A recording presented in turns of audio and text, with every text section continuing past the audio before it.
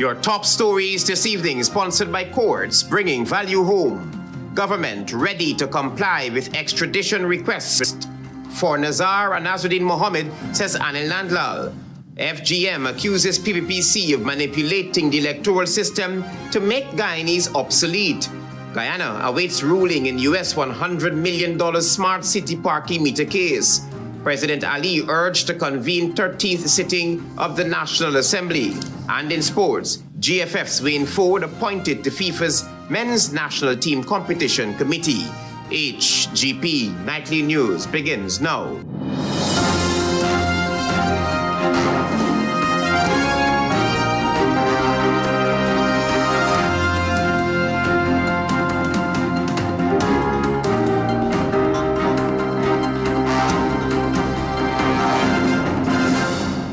Good evening to our viewers here in Guyana and online. I'm Travis Chase with the Wednesday, October 8th edition of the HGP Nightly News. We have what you need to know this evening. We tell you first up that government is ready to act upon any extradition request for embattled politician AZRUDDIN Mohamed and his father NAZAR Mohamed. So says Guyana's Attorney General NANDLALL. Here's more. Should the United States of America request extradition of NAZAR Mohamed and AZRUDDIN Mohamed following their indictment on October 2, the government of Guyana is prepared to act on such a request. That's the assurance of Attorney General and Minister of Legal Affairs NANDLALL when he appeared on his social media program Issues in the News. Guyana has made it very clear that it is ready, willing, and the most able to diligently discharge its legal duties and obligations under the current extradition framework that exists with the United States of America in relation to this matter.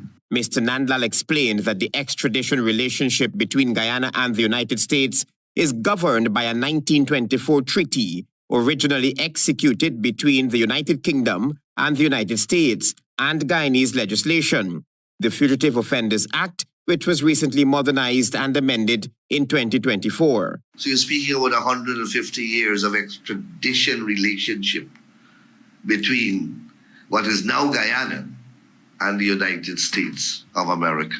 The leader of the We Invest in Nationhood Party and his father, NAZAR Mohamed, have been indicted by a grand jury in a U.S. Southern Florida District Court on charges of wire and mail fraud and money laundering. What follows is an extradition request. In Guyana's independent history, at least, I know of no request for extradition that has been refused by any government of Guyana.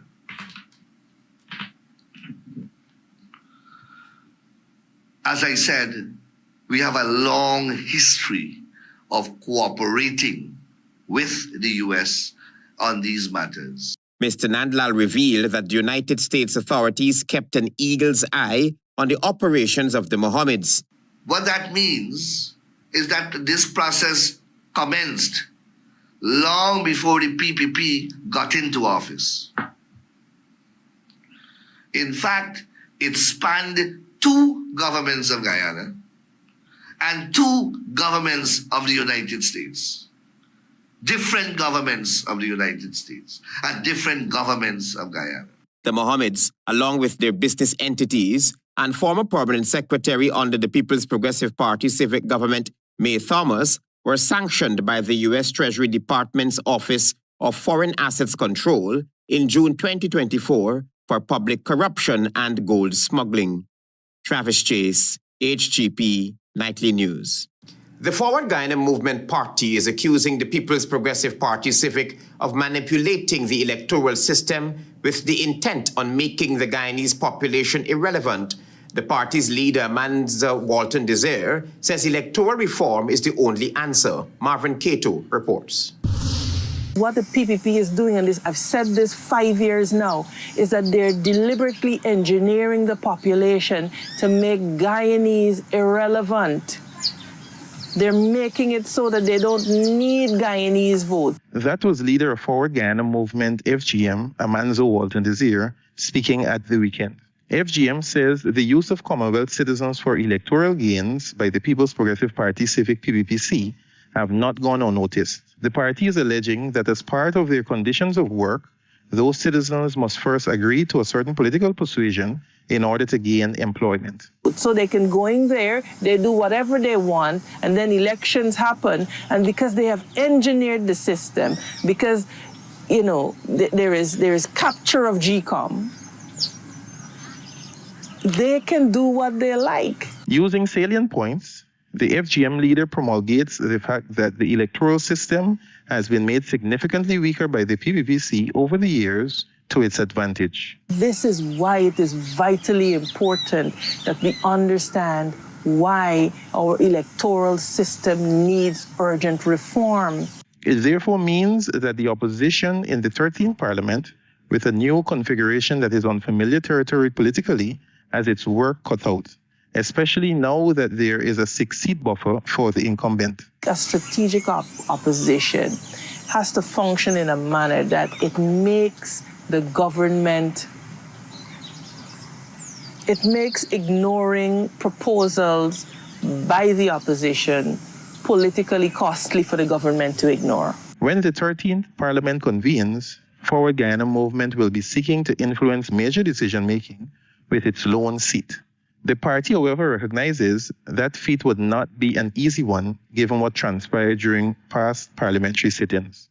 Marvin Cato reporting for HGP Nightly News. Works on significant portion of the $1.45 billion Aubrey Barker 4-lane expansion project are moving apace due to contractors being forced to work around the clock to complete the project, which should have been completed more than 2 years ago. Antonio Day reports. Despite harsh criticism regarding the prolonged delay of the $1.4 billion Aubrey Barker Road project, Minister of Public Works, Juan Edgel, affirmed that the project is advancing rapidly. He related to Nightly News on Wednesday that the completion of a pipelaying exercise has been a major bugbear for the contractors. We have just been able to get some encumbrances that were in the path of the road removed, and we're doing some work with GWI to relocate pipelines, and then the road will be completed. He estimated that 85% of the road is now completed, and a completion date is yet to be determined. The project, which was awarded to Surrey Paving Aggregate Company Caribbean Limited, commenced in August 2022 and was expected to be completed and delivered in July of 2023. More than 2 years have elapsed. On Tuesday afternoon, President Irfan Ali conducted a site visit and noted that the project will be completed before year-end. Antonio Day reporting for the HGP Nightly News. Thank you, Antonio, for your reporting. Stay with us. There is more news ahead.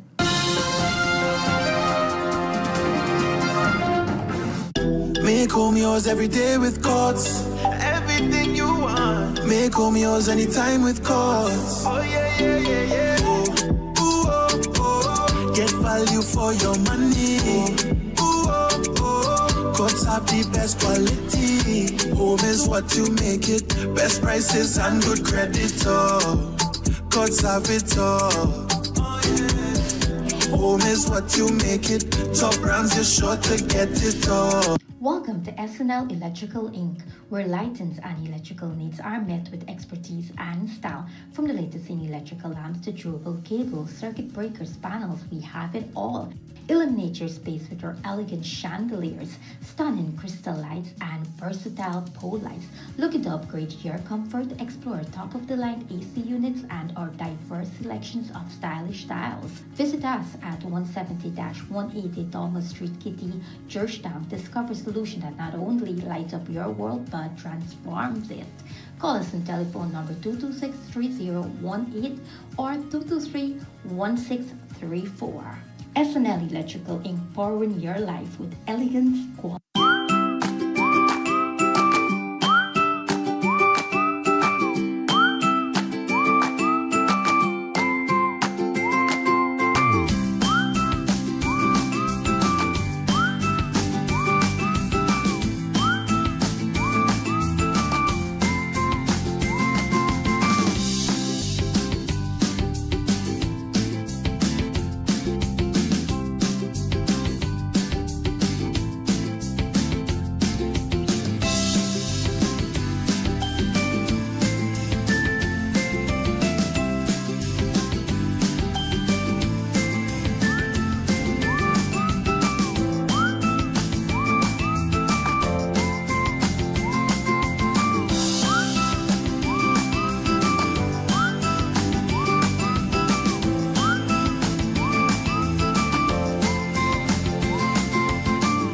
Krishna establishment. No job is too small or too large. We specialize in all types of fabricating machinery, excavator repairs, rice field pumps, and hydraulic hoses. Visit us at Lot 113, Block CC, Manripo, East Coast, Demerara, or call 220-9624-629-4021 or 619-7880. At Krishna establishment, no job is too small or too large.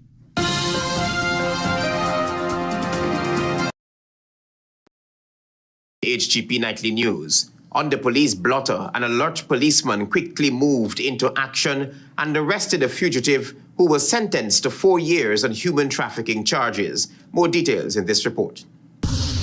The long arm of the law has finally caught up with a fugitive who was convicted over 2 years ago for human trafficking. 45-year-old Tito Brown, known as Tommy and Yankee, was arrested by police on Tuesday, October 7, following an intelligence-led operation just hours after his return to Guyana. Brown was convicted in March 2023 and sentenced to 2 4-year prison terms for trafficking 2 Jamaican nationals. He was also given an additional 1-year sentence for withholding the victims' passports. In addition to his jail time, Brown was fined $200,000 and ordered to pay $6.3 million in restitution to the victims. Yankee was first arrested on April 28, 2021 and remanded to prison on human trafficking charges.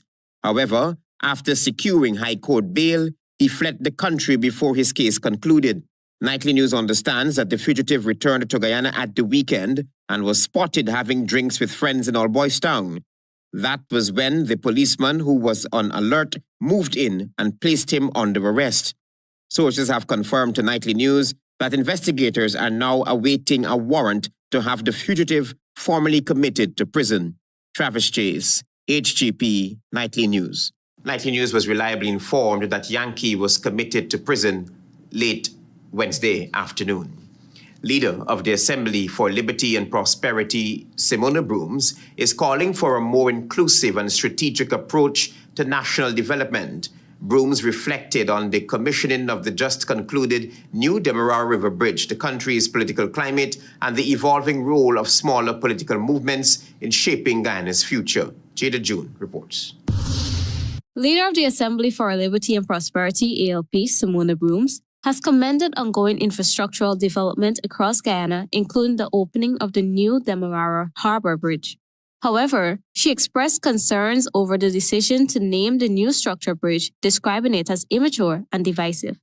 Brooms reminded the public that the major infrastructure projects such as the expansion of the East Bank and East Coast highways are early plans for the bridge began under the previous coalition government. While acknowledging the bridge's importance, Brooms said while the rollout should have been managed better, and I quote, "change brings delays but not mediocre one," close quote, she added that detailed planning in public collaborations are key to sustainable development. On the political front, Brooms addressed the broader issue of governance and unity, warning against decisions that deepen national division. She insists that naming the national infrastructure should reflect unity rather than political allegiance. We are already too divided, and so if we really love Guyana, there must be consideration for the people, all the people, and not some of the people. Brooms reiterated our call for political maturity, accountability, and unity in leadership. We can't continue to divide the country and say, man, well, listen, I am power, and this is how it will go.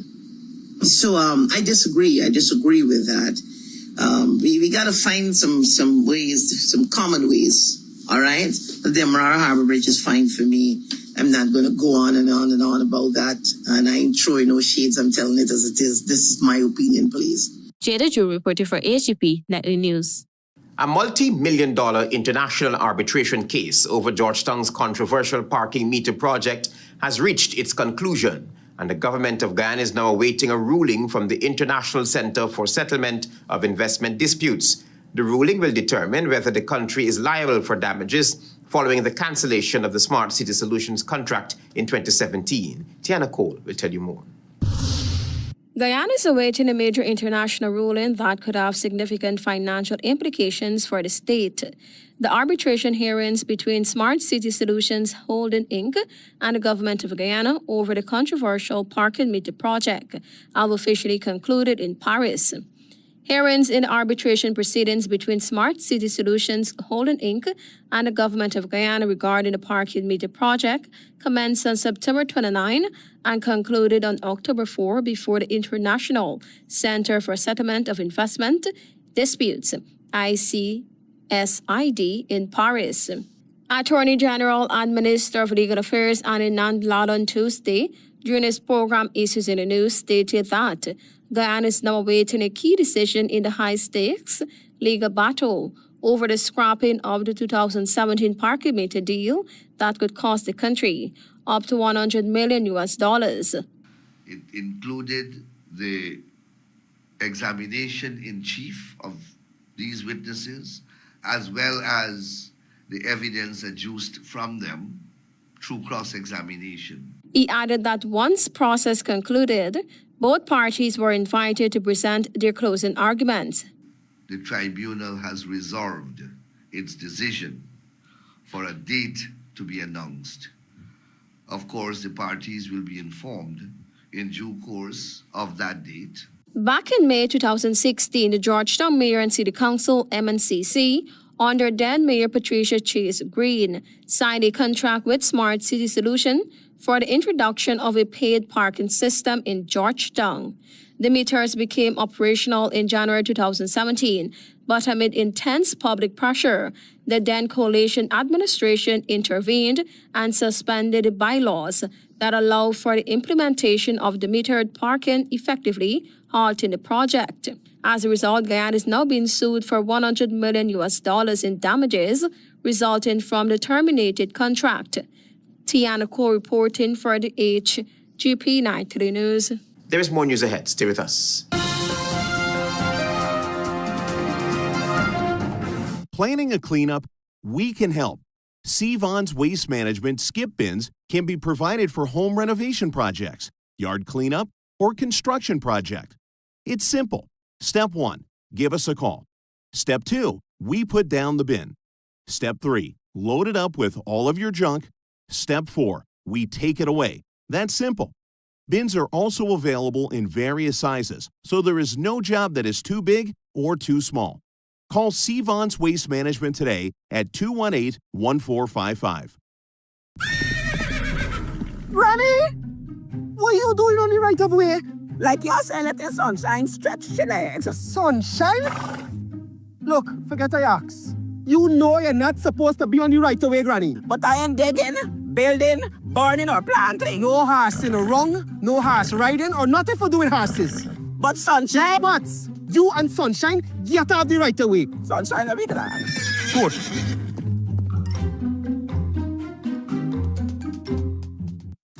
Life is full of beautiful moments, but did you know that everyday activities can expose you and your loved ones to harmful worms? From playing in the dirt to cuddling with pets, even eating unwashed fruits and vegetables. These common activities can cause worm infestation. Intestinal worm infections can cause nausea, fatigue, bloating, or even stomach pains. Dr. Sentival has the remedy for you. Use worm medicine to prevent infections and to rid your family of these pests. Check your nearest pharmacy for Levem with pack sizes suitable for families large and small. Just a single dose after a meal treats common worms. Protect your family with Levem so you can focus on what truly matters. Making memories. Distributed by Massey Distribution, Guyana Limited. Make home yours every day with Courts. Everything you want. Make home yours anytime with Courts. Oh yeah, yeah, yeah, yeah. Oh, ooh, oh, oh. Get value for your money. Ooh, oh, oh. Courts have the best quality. Home is what you make it. Best prices and good credit. Oh, Courts have it all.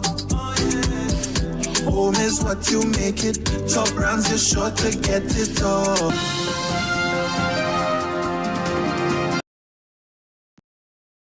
HGP Nightly News. We tell you now that Minister of Foreign Affairs and International Cooperation Hugh Todd has reaffirmed Guyana's commitment to advancing regional partnerships and trade as he joined world leaders at the Italy, Latin America and the Caribbean Ministerial Conference. The story from Tiana Cole. Minister of Foreign Affairs and International Cooperation Hugh Todd on Tuesday participated in the Italy, Latin America and the Caribbean Ministerial Conference, which brought together leaders to discuss strengthening ties through trade, energy and diplomacy. The discussions form part of ongoing preparations for the upcoming 4th EU-CELAC Summit. Minister Todd told the conference that the world has evolved significantly since the launch of the biannual forum in 2003, with notable shifts in global dynamics and the structure of the international community. Growing economic inequality, climate change, energy security, food insecurity, and significant demographic shifts are recognized as some of the major challenges that require international attention and policy solutions. He emphasized that partnership has now become crucial elements in building and strengthening national economies. Over the years, we have acknowledged the structural inequalities and gaps that exist within our societies and across our countries. We must now take a conscious effort to pursue solutions towards effective strategies that would bridge these economic gaps and overcome the direct and indirect barriers to trade. Minister Todd added that the session will provide an opportunity for meaningful discussions aimed at creating an enabling environment for increased business investment and trade expansion among participating nations. We can do more to expand these arrangements and to encourage increased trade and commercial activity between our regions. We can develop strategic partnerships to achieve these objectives. He further noted that Guyana recognizes the vital role of international trade as a strategic tool for deepening political and economic relations. Trade between Guyana and Italy has increased significantly between 2015 and 2024.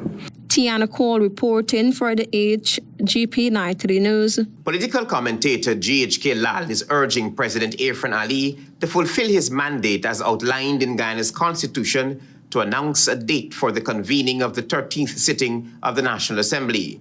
Lal noted that there should be no further delays as the business of the state and its citizens remain paramount. Antonio Day will tell you more. On July 3, 2025, President Irfan Ali signed the proclamation to dissolve the 12th sitting of the National Assembly, which paved the way for the conduct of the recently concluded September 1 general and regional elections. This was done in accordance with Article 72 of the Constitution. However, Article 67 of the same Constitution empowers the head of state to issue a proclamation appointing the place and time for the commencement of a session of Parliament, which must be held within 4 months of the dissolution of the previous Parliament.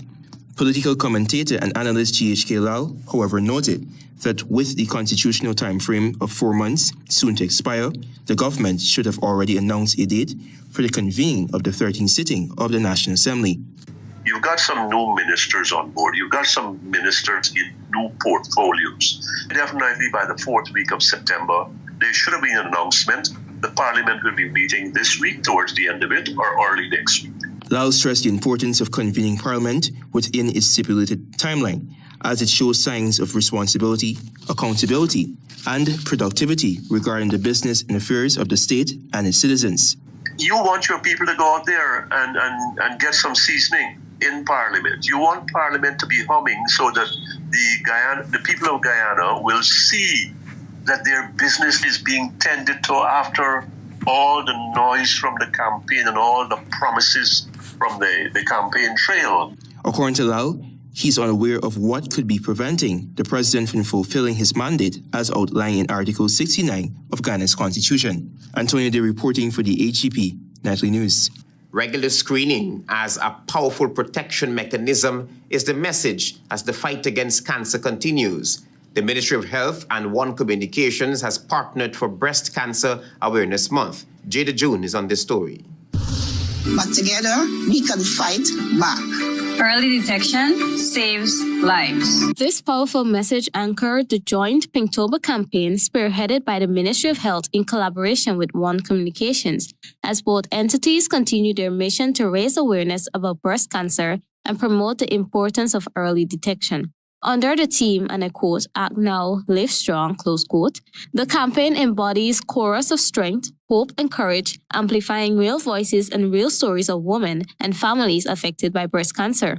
Through a series of community outreach activities, educational sessions, and media engagement, the initiative aims to empower individuals to take proactive steps in safeguarding their health. Health officials emphasize that early detection, regular screening, and community support are key components in the fight against breast cancer. The message, and I quote, "Big or small, check them all," close quote, serves as a powerful reminder that self-examination and timely medical consultations can save lives. Minister of Health, Dr. Frank Anthony, reaffirmed the ministry's commitment to supporting national cancer prevention programs and improving access to diagnostic and treatment services across Guyana. Regular screening is powerful protection. Healthy habits can lower your risk. Hope grows stronger when the community stands together. The campaign's creative collaboration with One Communications reflects a shared dedication to public health and social responsibility. Through impactful storytelling and multimedia outreach, the Pinktober message encourages all Guyanese to stand together, act now, and live strong, in solidarity with those affected by breast cancer. Support gives strength to those in treatment. Research brings us closer to cure every day. Hope is stronger than fear. Together, we can make cancer a thing of the past. As October unfolds, the Ministry of Health continues to call on citizens, communities, and organizations to join the movement, because together, we can make cancer a thing of the past. Your voice can inspire action. Big or small, check them all. Act now, live strong. Jada June reporting for HGP Nightly News. To end our lead stories, Forward Guyana Movement strongly believes that the Guyana Elections Commission has failed the citizens of Guyana and vows to collectively work towards fixing that electoral body. The party is also accusing GCOM of sidestepping an issue raised by an elector. Marvin Cato reports. In fact, our GCOM is quite an aberration when you look at the configuration of other electoral management bodies across the world.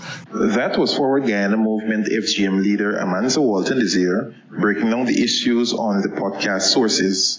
The party that gained one seat in Parliament could heap coals on all stakeholders and hopefully bring about the necessary electoral changes the organization desperately needs. The Guyana Elections Commission needs to become a technical body staffed by competent technical persons. Walton this year has amplified calls for a complete revamp of the local electoral body. There is need for the entire configuration and construct of the Guyana Elections Commission to change. This arrangement was intended to be a temporary arrangement, and it is almost 30 years old. According to Walton this year, issues such as changes to a registrant's information without that person's knowledge has yet to receive the attention it desired, despite it engaging the Guyana Police Force. Absolutely no follow-up, absolutely no update, and GCOM has done nothing to convince us that this is being earnestly pursued.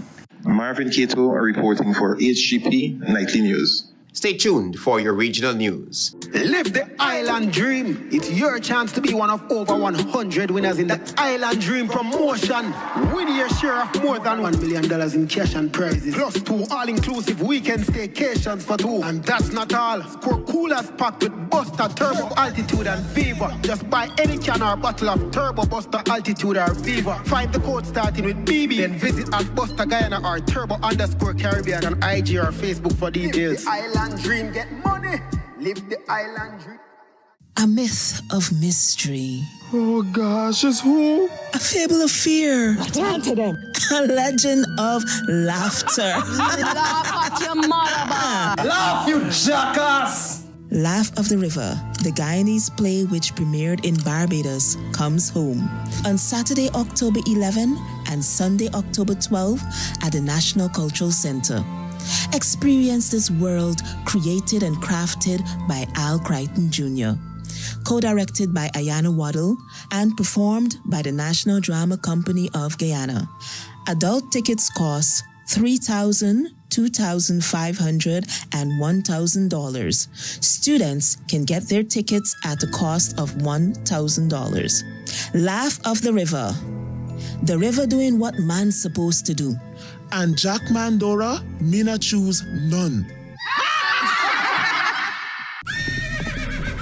Granny, what you doing on the right of way? Like you're saying let the sunshine stretch your legs. Sunshine? Look, forget I ask. You know you're not supposed to be on the right of way, Granny. But I am digging, building, burning, or planting. No horse in a wrong, no horse riding, or nothing for doing horses. But sunshine? But you and sunshine get out the right of way. Sunshine, let me glad. Good.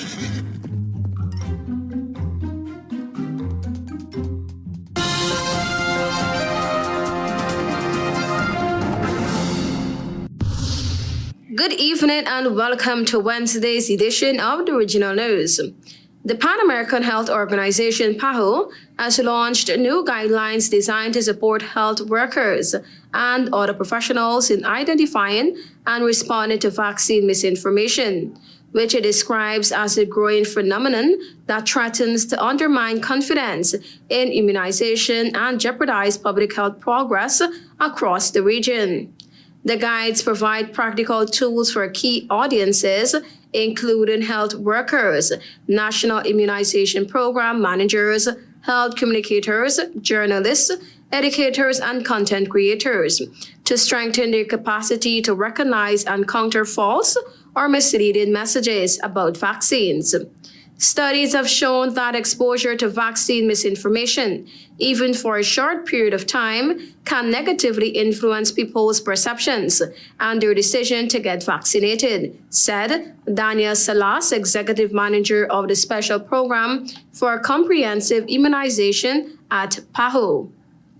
The documents outline common strategies used to spread false information, such as using data without scientific evidence, appealing to strong emotions, promoting conspiracy theories, discrediting experts or institutions, and selectively using true information to make false claims appear legitimate. They also offer guidance on identifying red flags in misleading materials, including frequent spelling or grammatical errors, sensationalist headlines, and the excessive use of capital letters or exclamation marks.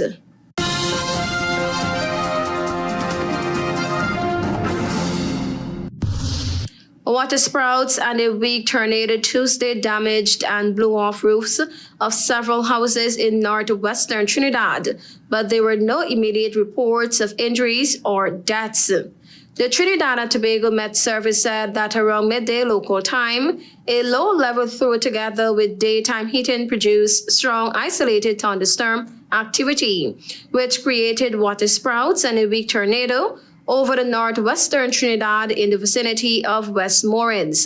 It said that conditions are expected to improve later on Tuesday and that partially cloudy to cloudy conditions and thunderstorm activity are ongoing.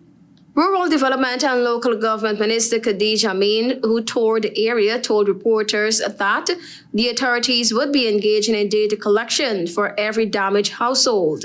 She said that some of the houses, because the structure is so soaked, it is not safe to turn on electricity in that house, warning that people could be electrocuted.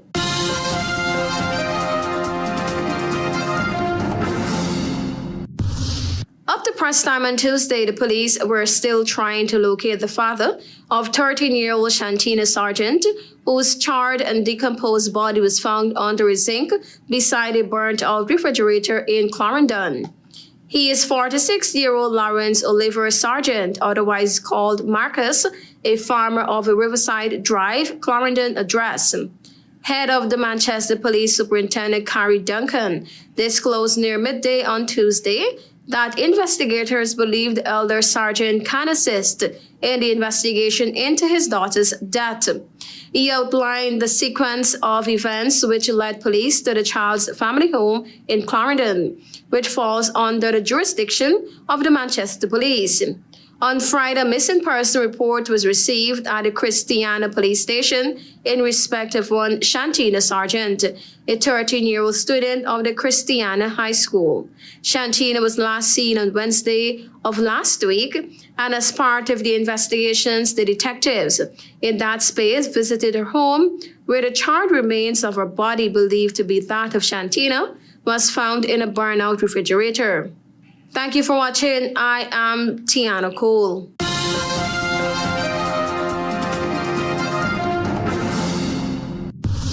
Let's join Delwyn Neblett for HGP's Sports Pulse.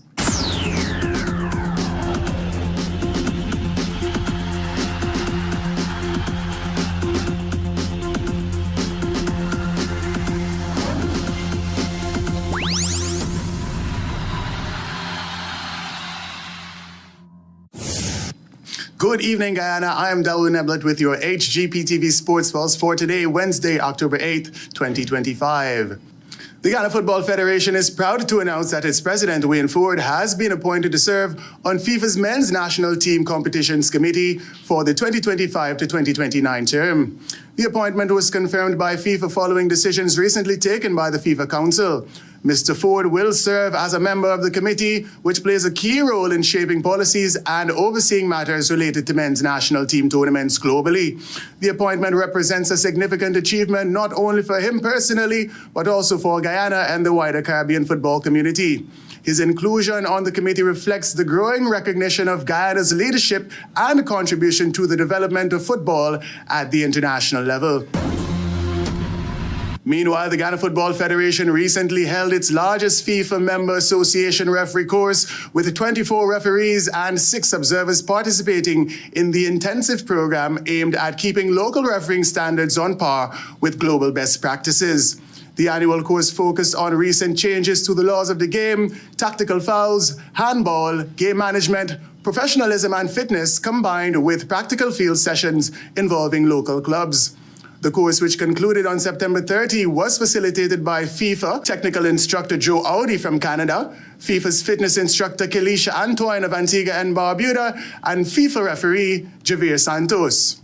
The futsal component of the program concluded on October 2nd.